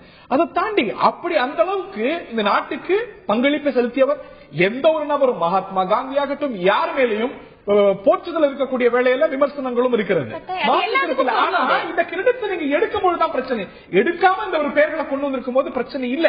நான் ஏற்கனவே சொன்னது போல ஹெட்கேவாருடைய ஸ்டாம்ப் வெளியிட்டிருக்காங்க. காங்கிரஸ் கட்சியும் கூட பல தலைவர்களை அவங்க ஏற்காத, கொள்கை ரீதியா ஏற்காத பல தலைவர்களை அவங்களோட ஸ்டாம்ப் கொண்டு வந்திருக்காங்க. விஎஸ் அவர்கள் கொண்டு வந்திருக்காங்க, பெரியார் கொண்டு வந்திருக்காங்க. இந்த மாதிரி பல தலைவர்களுடைய பெயர்களை கொண்டு வந்திருக்காங்க. யாரையும் அவங்க நீக்கினது கிடையாது. நீக்கும் போதுதான் பிரச்சனை. நீக்கிறது அப்படிங்கிற சொல்றதுக்கு முன்னாடி ஒட்டுமொத்தமா ஸ்டாம்ப்ல இருந்தீங்கன்னா 5 ரூபாய் ஸ்டாம்ப்ல வரக்கூடிய குவான்டிட்டி அத கணக்கு போட்டு பாக்குறாங்க அரசாங்கம். அதனால அந்த பேர் மாத்துறாங்க. இதுக்கு அதாவது ஸ்டாம்ப்ல பாத்தீங்கன்னா இன்னும் கூட வேற மதிப்பிலான ஸ்டாம்ப் எல்லாமே ராஜீவ்காந்தி பேர்ல, இந்திரா காந்தி பேர்ல இருக்கு. காயின்ல கூட இருக்கு ராஜீவ்காந்தி பேரு. இன்னைக்கு ராஜீவ்காந்தி முகம் படிச்ச காயின்லாம் செல்லாதுன்னு சொல்ல போறீங்களோ? அதாவது அப்படி ஒரு பரிசீலனை இருக்கா? ஏதாவது கமிட்டி அப்படி சொல்ல போகுதா? அதை பற்றி இந்த காயின் எல்லாம் ராஜீவ்காந்தி படம் இருக்கலாமா, இந்திரா காந்தி படம் இருக்கலாமா, ஏதாவது ஒரு கமிட்டி படிச்சு சொல்லுங்க. நான் என்ன சொல்றேன், இந்த தலைவர்களை நாம் அகாமடேட் பண்ணி ஆகணும். அதுல யாருக்கும் மாற்றுக்கிறது கிடையாது. ரெண்டாவது, ராஜீவ்காந்தி இந்திரா காந்தி பேர்ல வரக்கூடிய 5 ரூபாய் ஸ்டாம்ப் மட்டும்தான் அந்த டிசிஷன்ல வருது. ஏன்னா அந்த குவான்டிட்டி இவ்வளவு தூரம் அளவு இவங்க எல்லாத்தையும் அகாமடேட் பண்றது மூலமா இதை கொடுக்க முடியும். நாட்டோட அந்த டிபார்ட்மெண்டோட பல்வேறு முடிவுகளை வச்சு இவங்க பேர்லயே திருமதி இந்திரா காந்தி, திரு ராஜீவ் காந்தி பேர்ல இருக்கக்கூடிய மற்ற மதிப்பிலான ஸ்டாம்ப் எல்லாம் இன்னைக்கும் கல்வியாயிட்டு இருக்குது. இதை ஏன் ஒரு விஷயம் என்னன்னா, அண்டை நாடுகள் ஜெர்மனி, USSR, ஸ்ரீலங்கா இவங்கெல்லாம் ரெகக்னைஸ் பண்ணி இதே தலைவர்களை யாரை நீங்க நீக்கிருக்கீங்களோ, முக்கியமான டினாமினேஷன் நீக்கிருக்கீங்களோ, ஜெர்மனில, ஸ்ரீலங்கால ராஜீவ் காந்தி பேர், ராஜீவ் இந்திரா காந்தியுடைய ஸ்டாம்ப் இருக்கு. அப்படி இருக்கும்போது நம்ம அதை வந்து அதாவது நவீன இந்தியாவுடைய சிற்பிகள் அப்படிங்கிற அந்த எடுக்கிறீங்க. இப்ப நீங்க 5 ரூபாய், 1 ரூபாய், 2 ரூபாய் பிரச்சனை இல்ல. நவீன இந்தியாவுடைய சிற்பிகள் அப்படிங்கிற அந்த சீரீஸ்ல இருந்து எடுக்கும் பொழுதுதான் பிரச்சனை. இவர்கள் எல்லாம் மற்ற நாடுகளை ரெகக்னைஸ் பண்ணிருக்கும் போது இந்திய தேசத்துல 2 முன்னாள் பிரதமர்கள் நீக்கப்படுவது அப்படிங்கிறது தேவையற்ற ஒரு விஷயமா உங்களுக்கு படல. எடுத்துக்க முடியாதா? நீங்க வந்து தொடர்ச்சியா வரக்கூடிய ஒரு நிகழ்வு எப்படி இந்த நாட்டுல நடந்துருச்சுன்னா, காங்கிரஸ் கட்சி திரும்ப திரும்ப இவர்களுடைய தியாகத்தினால் மட்டுமே இந்த நாடு வந்து உருப்பெற்றது அல்லது வளர்ச்சி அடைந்தது அப்படிங்கிற விஷயத்தை தொடர்ச்சியாக மக்களுக்கு திரும்ப திரும்ப அரசாங்கத்தினுடைய மிகப்பெரிய சொல்றோம். இதை அரசியலாக்குறதுக்கு காங்கிரஸ் கட்சிக்கு அருகதையே கிடையாது. அதற்கான காரணியை, அதற்கான செயலை தொடக்கியது நீங்க. இன்னைக்கு நீங்க புதுசா ஒரு 10 பேரை போட்டு அது ஏன் போட்டீங்கன்னு அவங்க கேட்டா காங்கிரஸ் கட்சி அரசியல் செய்கிறதுன்னு சொல்லலாம்.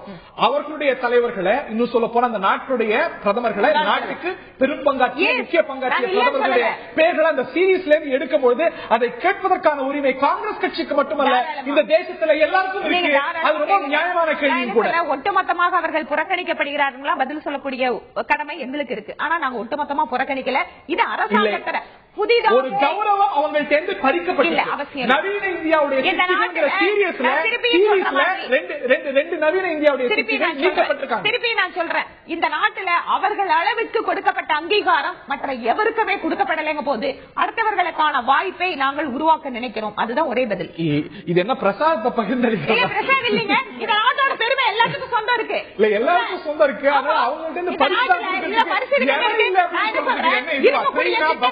இருக்கக்கூடிய திட்டங்கள்ல ஏர்போர்ட்ல இருந்து எஜுகேஷன் இன்ஸ்டிடியூஷன் வரைக்கும், துறைமுகத்துல இருந்து ரோடு வரைக்கும், பில்டிங்ல இருந்து நீங்க வந்து ஒவ்வொரு விஷயத்திலையும் கிட்டத்தட்ட மோர் தென் 75% அவங்க பேர் இருக்கும்போது இப்ப மத்தவங்களுக்கு சேர்த்தல ஏன் நாங்க வந்து நீக்கிறோம். நான் என்ன சொல்றேன், இருக்கிற விஷயத்துல அகாமடேட் பண்ணணும்னு நினைக்கிறோம். இல்ல இது அகாமடேட் பண்றதுக்கு ஒரு நீக்கி அகாமடேட் பண்றதுக்கு ஒண்ணும் இல்ல. இடம் கம்மியா இருக்குன்னு சொல்றதுக்கு எந்த ஒரு டெக்னிக்காலிட்டி இன்னி வரைக்கும் அது தொலைத்தொடர்பு துறையால் சொல்லப்படல. நிறைய பேர்கள் சேர்க்கப்பட்டிருக்கிறது, புதிய பல பேர்கள் சேர்க்கப்பட்டிருக்கிறது. கவர்மெண்ட் பார்க்க முடியாது. Of course it is a prerogative of the government, but it is definitely controversial. இது வந்து ஒரு சர்ச்சைக்குரிய விஷயம். அதனாலதான் சொல்றோம், இந்த கவர்மெண்ட் எது செஞ்சாலும் கான்ட்ரோவர்சி பண்றதுக்கு அவங்க தயாரா இருக்காங்க. இல்ல நீங்க நீக்காம புதிய பேர்களை சேர்த்து அவங்க கான்ட்ரோவர்சி செஞ்சா அது மிகவும் கண்டிக்கத்தக்கது. நீக்கியதுனால அவங்க கோரிக்கை அவங்களுடைய உரிமை. எஸ் திரு வெங்கடேசனுடைய இறுதி கட்ட கருத்து. இல்ல என்னன்னா நீங்க ஒரு அளவுன்னு ஒண்ணு சொல்றாங்க. இப்ப நான் படிச்ச வரைக்கும், நான் புரிஞ்சிருந்த வரைக்கும் என்னன்னா, ஒரு ஸ்டாம்ப் அப்படின்னா இப்ப 5 ரூபா ஸ்டாம்ப் அப்படின்னா இப்ப பாத்தீங்கன்னா 2008 போட்டிருக்காங்க. அதுக்கப்புறம் போட்ட ஸ்டாம்பே இல்ல. இப்ப நீங்க மார்க்கெட்ல பாத்தீங்கன்னா 5 ரூபா ஸ்டாம்புங்கிறது நீங்க கடையில கிடைக்கலங்கிறது ஒரு பெரிய சிக்கல். ஒன்று. ரெண்டாவது விஷயம், எவ்வளவு அச்சடிக்கிறாங்கன்னு ஒரு சின்ன ஒரு புள்ளி வர நான் தேடி பார்த்த போது எனக்கு கிடைச்சது மினிமம் 8 லட்சம், மினிமம் மேக்ஸிமம் வந்து 15 லட்சம். 8 லட்சத்தையும் 15 லட்சம் ஸ்டாம்புகள் அச்சடிக்கிறார்கள். இந்த 8 லட்சத்தையும் 15 லட்சம் ரூபாய் ஸ்டாம்ப் அடிக்கிறதுல நீங்க ஒரு 2 லட்சம் வந்து ஒரு லட்சம் இந்திரா காந்திக்கும் 1 லட்சம் ராஜீவ் காந்திக்கும் கொடுக்க முடியாதா? 25 புதிய பெயர்கள் சேர்க்கப்படுது. இடம் இல்ல அப்படின்னா 25 பேரை சேர்க்கலாம். ஆனா 2 பேருடைய பேர் இருக்கிறதுனால இட பிரச்சனை, கன்ஸ்ட்ரெயின்ஸ், டெக்னிக்கல் கன்ஸ்ட்ரெயின்ஸ், அதுல ரேஷனலே இல்ல, அதுல அடிப்படையே இல்ல. Thiru Prakashan Swamy, airport Indira Gandhi international airport Delhi ஒண்ணு இருக்கு, ராஜீவ் காந்தி இன்டர்நேஷனல் ஏர்போர்ட் இருக்கு. அதுல மாத்தினாதான் நீங்க இந்த மாதிரி கால் புணர்ச்சின்னு சொல்லலாம். பெரிய பெரிய இந்தியாவுடைய சிற்பிகள் அப்படின்னு கொடுக்கக்கூடிய அடையாளத்தை ஒரு ஸ்டாம்ப் மேட்டருக்கு இவ்வளவு பெரிய ஒரு விஷயம் இஷ்யூ பண்றதுங்கிறது இஷ்யூ ஆக்குறது யாரு? அரசாங்கத்துடைய முடிவு தானே. இல்ல ஒரு இட்ஸ் நார்மல் அட்மினிஸ்ட்ரேட்டிவ் ப்ரொசீஜர். இதுல போய் ஒரு why make issue out of no issue தப்பா எடுத்துக்க கூடாது. இல்ல சொல்லுங்க, சென்னை ஏர்போர்ட்டுக்கு வந்து அண்ணா பேர் இருக்கு, அதை நீங்க உங்களால மாத்திர முடியுமா? எந்த பேருமே மாற்ற முடியாது. எந்த பேருமே மாற்ற முடியாது. இப்ப இதையே மாத்தணும். என்ன இருக்கு? ஒரே ஒருத்தருக்கு ஜான் பண்ண முடியாது. வாவு சிதம்பரம் பிள்ளைக்கு என்ன பண்ணும்? வாவு சிதம்பரம் பிள்ளை அவரோட தியாகம் 25 பேர் வாவுசியோட தியாகம் பண்ணிருப்பாங்க காங்கிரஸ்ல. வாவுசி சேர்க்கப்படணும். அதுதான் தியாகம். தியாகத்துக்கு அளவுகோல் என்ன? சிவா பண்ணதான் இறுதியான கருத்து திரு வேலுச்சாமி, ரொம்ப சுருக்கமா. அதாவது ராஜீவ் காந்தி, இந்திரா காந்தி பெயரை மறைப்பதன் மூலமாக இவர்கள் எதையும் சாதிக்க போவது இல்லை. ஒன்றை மட்டும் நான் சொல்லிக் கொள்வேன், இந்த நாட்டில் இருக்கக்கூடிய விவசாயிகளுடைய பிரச்சனையை, மாணவருடைய பிரச்சனையை, தொழிலாளருடைய பிரச்சனையை திசை திருப்புவதற்காக இப்படிப்பட்ட வேலைகளை மத்திய அரசு செய்து கொண்டிருக்கிறது. நாங்கள் அதை புரிந்து கொண்டுதான் இருக்கிறோம். இவர்கள் என்னதான் உத்தரவு போட்டாலும், என்னதான் ஆட்டமாடினாலும் ராஜீவ் காந்தியுடைய தியாகத்தையும் இந்திரா காந்தி தியாகத்தையும் இவர்கள் மறைத்துவிட முடியாது. இவர்கள் மீது கை வைத்திருக்கிற இதுதான் பிஜேபி என்கின்ற கோட்டை கொத்தளத்திலிருந்து அது சரிய போவதற்கான முதல் செங்கலை உருவி இருக்கிறார்கள். இது விரைவில் இவருடைய அரண்மனை கோட்டை கொத்தளங்கள் சரிய போகிறது என்பதை நான் இந்த நேரத்தில் பார்க்கிறேன். கோட்டை கொத்தளங்கள் எல்லாம் பறிகொடுத்த காங்கிரஸ் கட்சி இப்ப கோட்டை பத்தி பேசுறது ஆச்சரியமா இருக்கு. நீங்க எவ்வளவு நாள் இந்த கோட்டையில் இருக்க போறீங்கன்னு பாத்துருவோம்.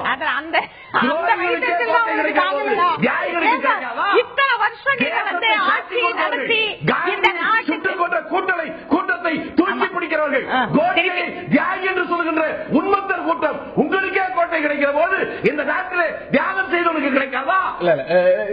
வளர்த்துட்டே போவானா? ரொம்ப சுருக்கமான இறுதிவாதம், ரொம்ப சுருக்கமா. இல்ல நீங்க சொல்லக்கூடிய நவீன இந்தியாவினுடைய சிற்பிகள் அப்படிங்கும் போது இந்த நாட்டில் இருக்கக்கூடிய பலதரப்பட்ட மக்கள், பல தியாகங்களை செய்தவர்கள் நாட்டுக்காக அப்படின்னு சொன்னா, நம்ம எல்லாத்தையும் பாஜக அரசு அப்படிங்கிறது அதை மக்களுக்கு தெரியப்படுத்த வேண்டியது ஒரு அரசாங்கத்தோட இரண்டு நவீன இந்தியாவுடைய சிற்பிகளை நீக்கிட்டு தெரியப்படுத்தணுமாங்கிறது தான் இந்த ஒரு. அது வந்து முழுக்க ஸ்டாம்ப்ல இருந்து எடுக்கல, இன்னும் வேற வேல்யூல ஸ்டாம்ப் இருக்கு. இல்ல இன்னும் இந்த காயின்ல இருக்கு, அதெல்லாம் உங்களுக்கு உறுதி ரைட்.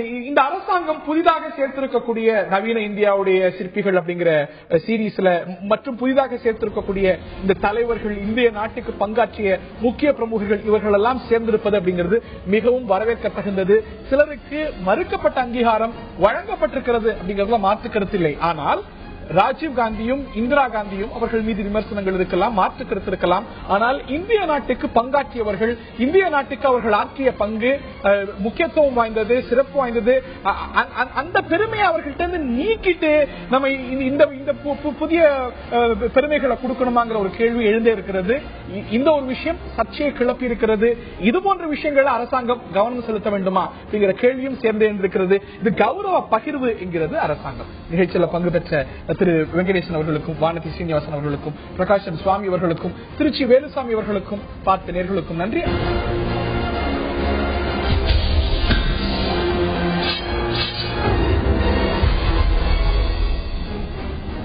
தேர்தல் மேகங்கள் சூழ தொடங்கி இருக்கின்றன. யார் யாரோடு கூட்டணி, எவ்வளவு அணிகள், இந்த பேச்சுக்கெல்லாம் ஒரு பக்கம் இடம்பெற்றுக் கொண்டிருக்க, பாட்டாளி மக்கள் கட்சி எங்களுடைய முதலமைச்சர் வேட்பாளர் முன்னாள் மத்திய அமைச்சர் டாக்டர் அன்புமணி ராமதாஸ் என்று முன்னிறுத்தி பிரச்சாரத்தை தொடர்ந்து நடத்தி வருகிறது. இந்த நிலையில தன்னுடைய தேர்தல் அறிக்கையையும் வெளியிட்டிருக்கிறது பாட்டாளி மக்கள் கட்சி. இதுல பல அம்சங்கள் இடம்பெற்றிருக்கின்றன. இதுல உதாரணத்துக்கு பார்த்தா இலவச கல்வி, இலவச மருத்துவம் உள்ளிட்ட அம்சங்கள் இடம்பெற்றிருக்கின்றன. பொதுவாக இப்பொழுது வழங்கப்படக்கூடிய இலவசங்களுக்கு மாற்றாக ஒரு மாற்றுக் கொள்கையை வைத்துக் கொண்டிருக்கிறது பாட்டாளி மக்கள் கட்சி. இதுல நிறைய அம்சங்கள் இடம்பெற்றிருக்கின்றன. இவையெல்லாம் ஆரோக்கியமானதா, நம்பிக்கையா, அதீதமா என்பதுதான் இன்றைய ஆயுத எழுத்து நீட்சியின் தலைப்பு.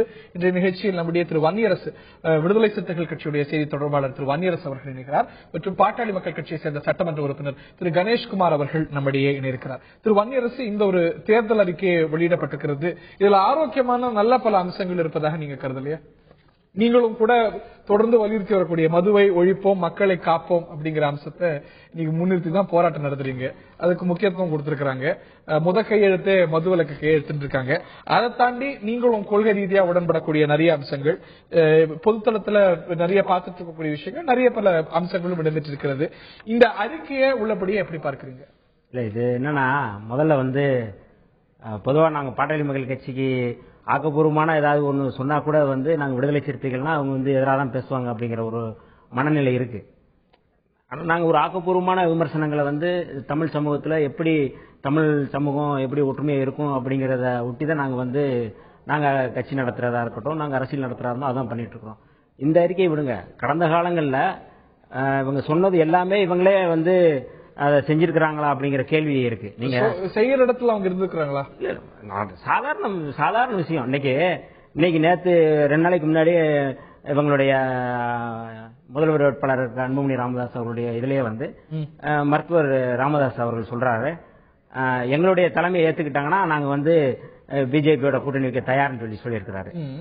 அது இதுக்கு முன்னாடி என்ன, திமுகவோடையும் நாங்க திராவிட கட்சிகளோடும் தேசிய கட்சிகளோடும் கூட்டணி இல்லைன்னு சொன்னவங்க இப்ப ஒரு 10 நாள் 15 நாள் இடைவெளியில சொன்ன வார்த்தையை இப்ப ஒரு காப்பாத்தல.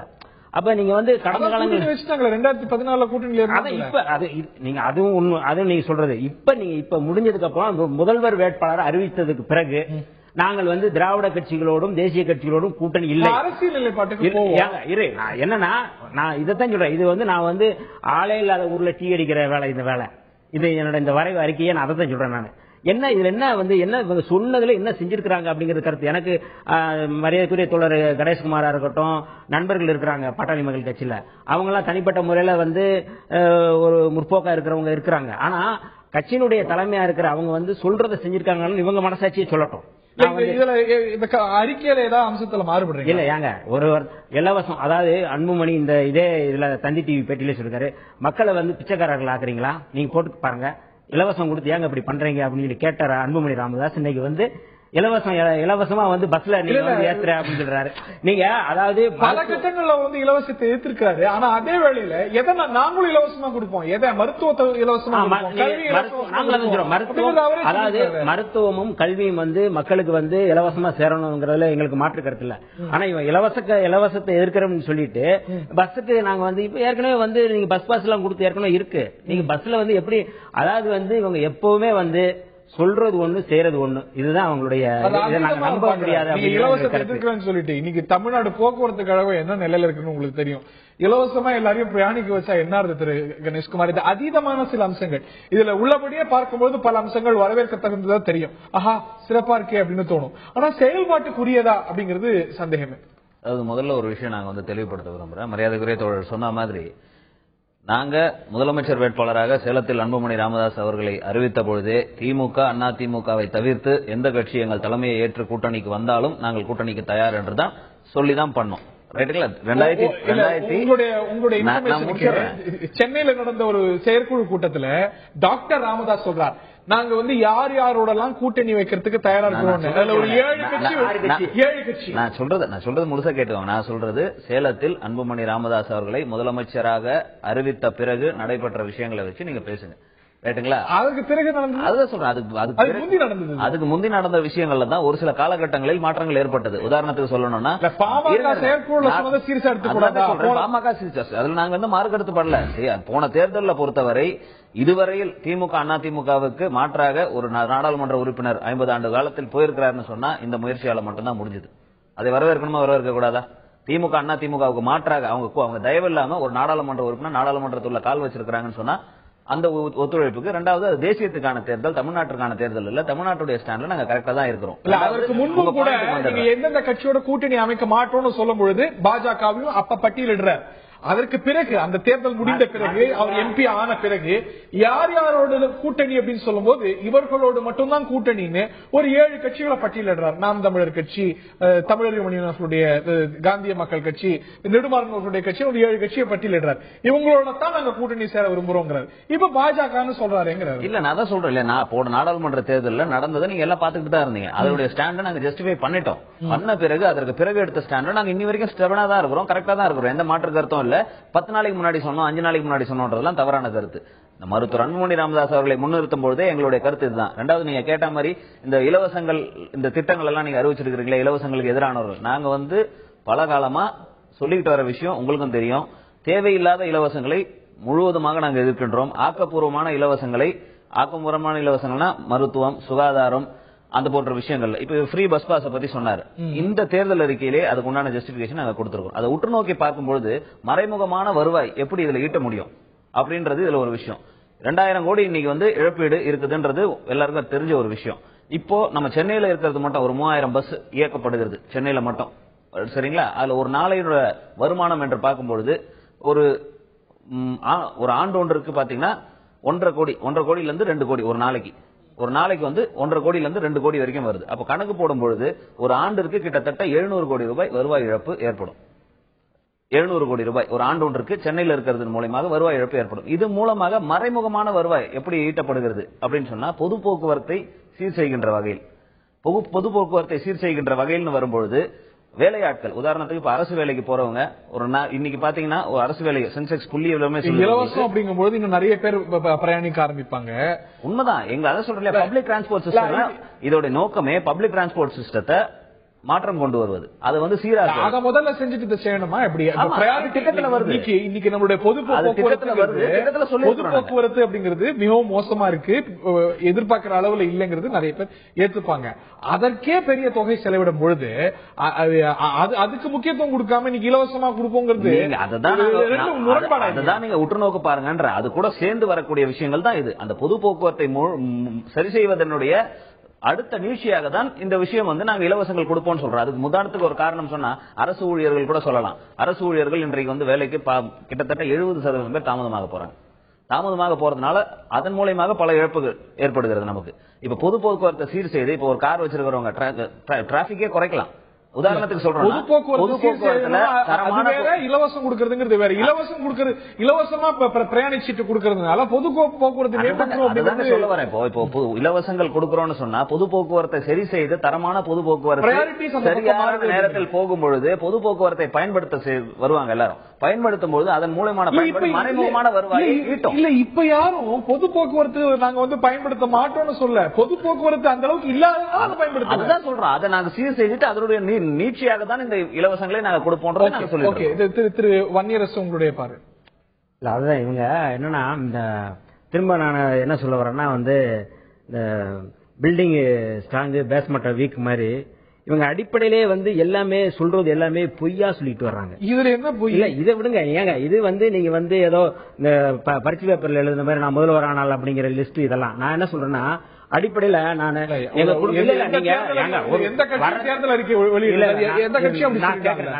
நான் சொல்றேன் அடிப்படையான ஒரு நம்பகத்தன்மை வேணும்.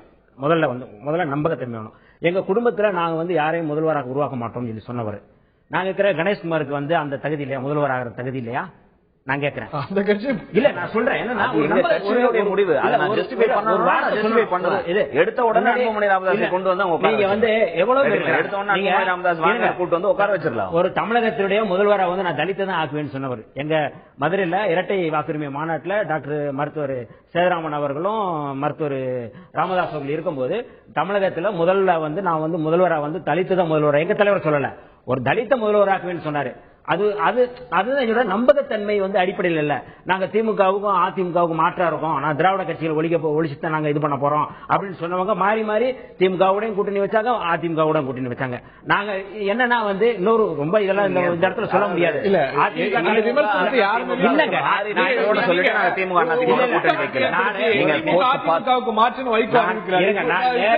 நான் நேர்மையா பேசுறேன், நேர்மையான விமர்சனத்தை நான் முன்வைக்கிறேன். மரியாதைக்குரிய நம்ம கணேஷ்குமார் அவர்களுக்கு தெரியும், நாங்க வந்து தமிழ் பாதுகாப்பு இயக்கத்தில் செயல்படும் போதெல்லாம் எங்களுக்கு தெரியும் எப்படியெல்லாம் வந்து சொல்லி வேலை பார்த்தோம் அப்படிங்கிறது தெரியும். ஆனா உண்மையாவே மனசாட்சி கணேஷ்குமாருக்கு அறுக்கும். ஏன்னா இன்னைக்கு தமிழ் சமூகத்துல வந்து இவ்வளவு மோசமான ஒரு சாதிய பிரிவினைகள் உருவாக்கி இன்னைக்கு தமிழகத்துல வந்து தமிழ் சமூக ஒற்றுமையை சீர்கெடுக்கிறது யாரு அப்படிங்கிறது கணேஷ்குமார். ஒரு வரைவு தேர்தல் அறிக்கையை மட்டும் நீங்க கொடுத்துட்டு நீங்க அதை ஒட்டி நீங்க வந்து நான் ஜெனீவாவுக்கு போய் நாங்க வந்து மனித உரிமை பத்தி பேசுறோம் சொல்லிட்டு இங்க இருக்கிற மனித உரிமைகளை நீங்க வந்து சேரிகளை கொடுத்துக்கிட்டு நீங்க வந்து மனித உரிமை பத்தி பேசுறது எப்படி ஹம்பக்கோ அது போலதாங்க இது.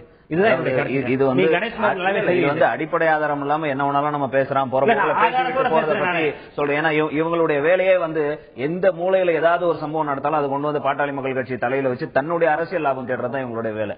ஏற்கனவே நாங்க பல முறை இதை வந்து தெளிவுபடுத்தி இருக்கிறோம். பல விஷயங்கள் இருக்க இப்ப கூட எடுத்துவாங்க. சேஷ சமுத்திர பிரச்சனை எல்லாருக்குமே தெரியும். சேஷ சமுத்திர பிரச்சனைக்கு பாட்டாளி மக்கள் கட்சிக்கும் தொடர்பு கிடையாது. இன்னைக்கு அறிக்கை கூட வந்துட்டு இருக்குது அதை பத்தி.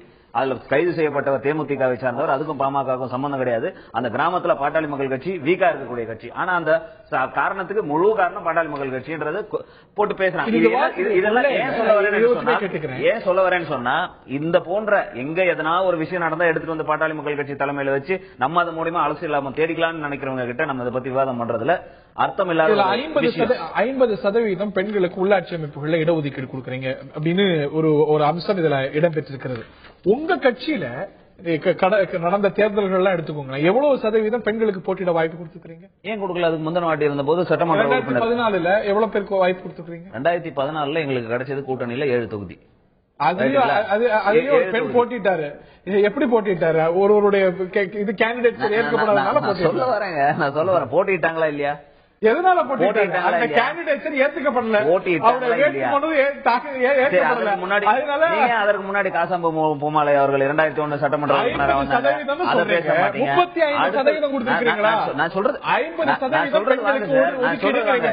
கிடைக்கிற வாய்ப்பை வைத்துதான் பயன்படுத்த முடியும். 234 தொகுதியில் நாங்கள் போட்டியிடும் பொழுது 7 தொகுதி 3 கொடுக்கலாம், 2 கொடுக்கலாம்.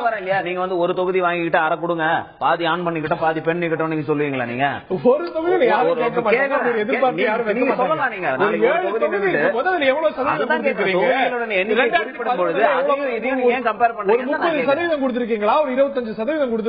எந்த கட்சி கொடுத்திருக்கீங்க? அதுதான் நான் சொல்ல வரேன். இப்ப நீங்க பாதி இதுல வச்சு எங்களுடைய எண்ணிக்கை குறைக்கப்பட்டது, நாங்க போட்டியிடக்கூட வட்டங்கள் வந்து குறைக்கப்பட்டது.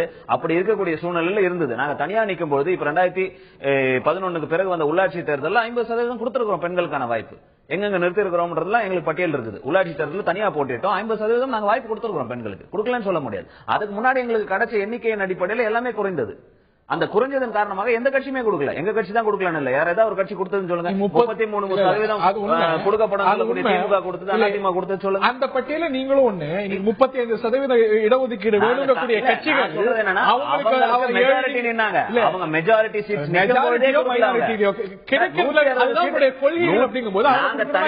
நாங்க அதான் நான் கேக்குறேன் இல்லையா? இப்ப ஒரு சீட் நாங்க நிக்கிறோம், எப்படி கொடுக்க முடியும்? எங்களுடைய கொள்கை இதுதான், 50% கொடுக்கணும்ன்றது. ஒரு சீட் எங்களுக்கு கிடைக்குது, என்ன பண்ண முடியும்? பாட்டாளி மக்கள் கட்சி உட்பட திமுக அதிமுக எந்த கட்சியும் பெண்களுக்கு இவ்வளவு சதவீதம் ஒதுக்கீடு தேர்தல் அறிக்கையில சொல்லக்கூடிய கட்சிகள் அது வந்து அவங்க கூட்டணியில எங்களுடைய உள்ளாட்சி அமைப்புகள்ல நிரூபிச்சிருக்கிறோம். போன 2011 உள்ளாட்சி தேர்தல் 50% கொடுத்திருக்கிறோம். இதுல இடம்பெற்றிருக்கக்கூடிய மேலும் பல அம்சங்கள் குறித்து திரு பன்னியரசு அவர்கள்ட்ட கேட்க விரும்புறேன். ஒரு இலவச கல்வி, மருத்துவம், இதை தாண்டி நீர்ப்பாசனத்துக்குன்னு தனித்துறை, அதுக்கப்புறம் அரசு அலுவலகங்கள்ல கண்காணிப்பு கேமரா, ஊழல் ஒழிப்புக்கு, இது மாதிரி இதுல ஆரோக்கியமான விஷயங்கள். இப்ப பாட்டாளி மக்கள் கட்சியோட கிரெடென்ஷியல் பத்தி கேள்வி எழுப்புறீங்க.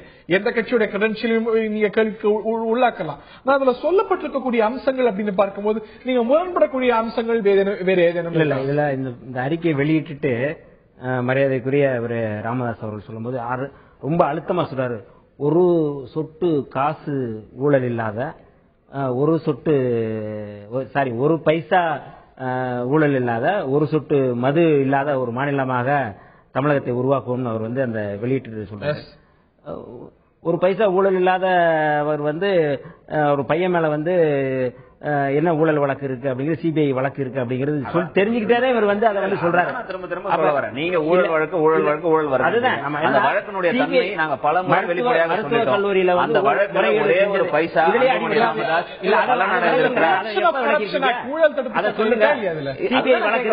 சொல்லுங்க. அதனுடைய சார்ஜ் ஷீட் ஃபைல் பண்ணப்பட்டிருக்கிறது. சார்ஜ் ஷீட் ரிப்போர்ட் வாங்கி பாருங்க. இதன் மூலமாக அன்புமணி ராமதாஸ் அவர்கள் ஒரு பைசா லாபம் அடைஞ்சிருக்கிறார். இப்ப 2G வழக்கெல்லாம் எடுத்துக்கிட்டீங்கன்னா இவ்வளவு ரூபாய் இழப்பீடு இருக்கு, இவ்வளவு ரூபாய் லாபம் அடைஞ்சிருக்குன்றது மென்ஷன் பண்ணிருக்காங்க. இதுல இருக்கக்கூடியது ப்ரொசீஜரல் மிஸ்டேக். ப்ரொசீஜரல் மிஸ்டேக்ல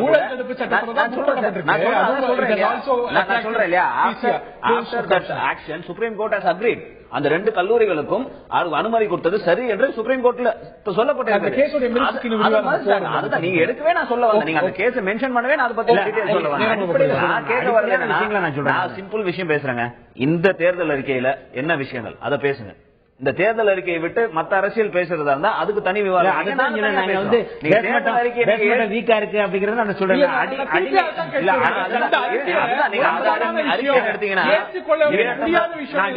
நான் கேக்குறேன், விமர்சனம் வைக்கும் போது, ஒரு விவாதம் வைக்கும் போது நம்பகத்தன்மையின் மீது தான் வைக்க முடியும். நீங்க அது இல்லாம நான் சீனாவுக்கு நான் பிரதமர் ஆகிறேன், அங்க பிரதமர் ஆகிறேன்னு சொல்லி நான் அறிக்கை கொடுக்கறது இல்ல. இது நம்பகத்தன்மையை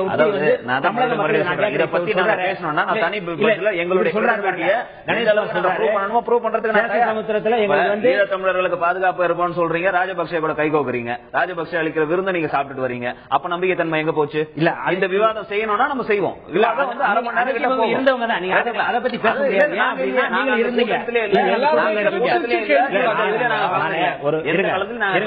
கணேஷ், நான் என்ன சொன்னா, ஒரு மாநிலத்தினுடைய முதல்வரா ஒரு வேட்பாளர் அறிவிக்கும் பொழுது கடந்த காலத்துல செஞ்ச அதை ஒட்டி தான் விமர்சனங்கள், விவாதங்கள் வைப்பாங்க.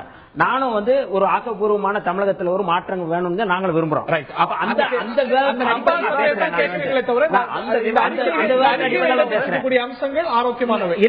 அந்த விவாதத்தின் அடிப்படையில் நான் பேசும்போது சொல்றேன், இவங்களுடைய இந்த கட்சியின் நிலைப்பாடு எல்லாமே என்னன்னா ஒரு ஜம்ப் பண்ணி போறது. என்ன எப்படி ஜம்ப் பண்ணி போறாங்கன்னா, செய்யற வேலையை செஞ்ச அந்த இதை மறைக்கிறதுக்காக சில வேலையில பெருசா செய்யறது மாதிரி காட்டுறது. அந்த அடிப்படையில பாட்டாளி மக்கள் கட்சி இங்க தமிழ் சமூகத்துல ஊர் விளைவிக்கிற ஒரு கட்சியா இன்னைக்கு இருந்துகிட்டு தமிழகத்தில் ஏன் அப்படின்னா இவர் சொல்றாரு, ஒரே ஒரு வரி சொன்ன வரியில சொன்ன சேஷ சமுத்திரத்தில் நாங்க எங்கள் கட்சியே இல்ல, நாங்க பலவீனமா இருக்கோம்னு சொன்ன இவங்க தான் தமிழகத்தின் முதல்வர் பார்ட்டி இல்லைன்னு சொல்றாங்க. சொல்ல வர்றது அதுதான், அதான் சொல்றேன். இல்லவே பல விஷயங்கள் சொல்லும்போது திரு கணேஷ் அறிக்கைக்கு மீண்டும் வருவா. என்னுடைய கேள்வி, இதுல இடம்பெற்றிருக்கக்கூடிய நிறைய அம்சங்கள் நல்ல விஷயங்கள், ஆங்கிலத்துல சொன்னா உட்டோப்பியனான சில விஷயங்கள், கேட்கறதுக்கு நல்லாவும் செயல்படுத்துவது அப்படிங்கிறது சாத்தியக்கூறற்ற அம்சங்கள், இல்ல உடனடியா சாத்தியக்கூறற்ற அம்சங்கள் நிறைய இருக்கிறது என்றால் மறுப்பீர்களா? நான் நிச்சயமா மறுப்பேன். அதுதான் கேட்கிறேன். நீங்க கோடிட்டு காமிச்சீங்கன்னா அதுக்கு உண்டான விளக்கத்தை கொடுப்பதற்கு நான் தயாராக இருக்கிறேன். அதுக்கு ஏன்னா எது இந்த தேர்தல் அறிக்கை ஏதோ நேத்து முடிவு பண்ணி இலவச மருத்துவம் அப்படின்னா நல்ல ஒரு விஷயம். ஆனா இன்னைக்கு இருக்கக்கூடிய நிதிநிலை அனைவருக்கும் கல்வி அப்படிங்கிறது ரொம்ப சிறப்பான விஷயமான விஷயம். ஏன்னு சொன்னா இன்னைக்கு நம்ம செலவு பண்ணிட்டு இருக்கிறோம். தனியார் கல்வி நிலையங்களுக்கு ஏற்ற அளவுக்கு செயல்படுத்திட்டு இருக்கிறோம். 25,000 ரூபாய் 23,500 ரூபாய் கிட்டத்தட்ட சொல்லணும்னா ஒரு மாணவருக்கு இன்றைக்கு பட்ஜெட் போடப்பட்டிருக்கு. 23,000 கோடி வந்து பட்ஜெட் போடப்பட்டு இருக்கிறது இன்னைக்கு. அப்படி பாத்தீங்கன்னா சராசரியா எடுத்து பார்க்கும்போது அரசு பள்ளிகள்ல கிட்டத்தட்ட 80 லட்சம் மாணவர்கள் படிக்கிறாங்க. அது நீங்க கணக்கு போட்டு பாத்தீங்கன்னா 23,000 25,000 ரூபாய் ஒரு மாணவருக்கு செலவு பண்ணுகின்ற அரசு தரமான கல்வியை நிச்சயமாக தர முடியும். அதை ஏற்றுக்கொள்ளக்கூடிய விஷயம். இந்த தருணத்தில் நிகழ்ச்சி நிறைவு செய்தாக வேண்டும். இலவச கல்வி, இலவச மருத்துவம் உள்ளிட்ட அம்சங்கள் நேரம் ரொம்ப குறைவாக. ஒரே அந்த இதில் நான் ஒண்ணு ஏற்றுக்கிறேன். நான் அது ஒரே ஒரு கருத்து மட்டும் ரொம்ப சுருக்கமா ஒரே ஒண்ணும் இல்ல ஒரே ஒரு கருத்து வந்து குடிசைகள் இல்லாத தமிழகமா நாங்க உருவாக்குவோம்னு சொல்லியிருக்கிறார். அந்த இதுல வந்து அது வந்து தொடர்ந்துகிட்டு இருக்கு. ஆனா தேர்தலுக்கு முன்னாடி எல்லா குடிசையும் கொளுத்திடுவாங்க அப்படிங்கிறது மட்டும் எனக்கு வந்து நம்பிக்கை இருக்கு. நீங்க